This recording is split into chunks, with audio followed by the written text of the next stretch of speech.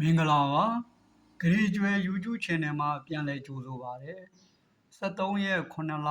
2026မနေ့12နာရီ1မိနစ်ဈေးကွက်ကဏ္ဍများကိုကျွန်တော်တင်ပြပါမယ်အဲ့ဒီမှာကျွန်တော်တွေးရှိပြီးကျွန်တော်ရဲ့သုံးသပ်ချက်ကလေးကိုပဲတင်ပြတာဖြစ်ပါတယ်9 8ခွန်က3ညပါ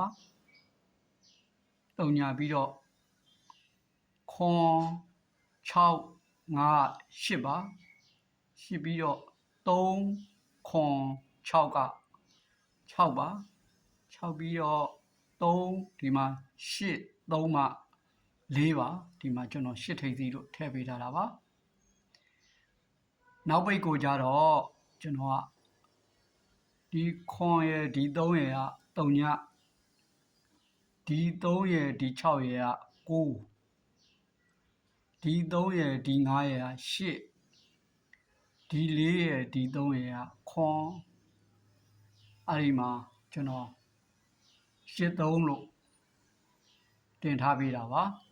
ကျွန်တော်တစ်ချက်ပြန်ပြပါမယ်9 8ခွန်က3ညခွန်6 5 8 3ခွန်6က6 3 8 3မှ4ပါနောက်ပိတ်ကခွန်3က3ည3 6က9 3 5 8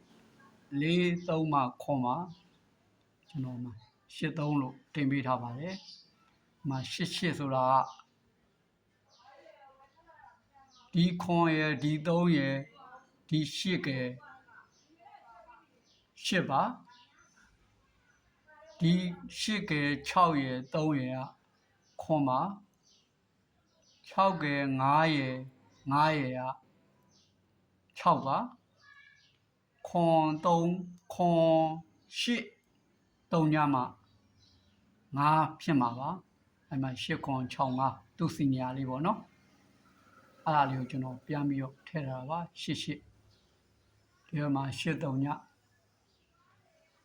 ကျွန်တော်တော့တွေးရှိတာလေးတော့တင်ပြထားတာပါကျွန်တော်တစ်ပတ်စာအတွက် public ကိုတော့6ပတ်တီးပေးထားပါတယ်မိမိတို့ဒီမှာတွေးရှိတဲ့ကဏ္ဍလေး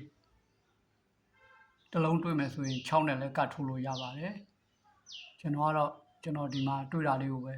တင်ထားပေးတာပါအားလုံးအဆင်ပြေကြလိမ့်မယ်လို့ထင်ပါတယ်ဂရီကျွဲ YouTube Channel ကိုလည်း like and subscribe ကလေးနှိပ်ထားကြပါအားလုံးအောင်မြင်ကြပါစေအားလုံးကျေးဇူးပါခင်ဗျာ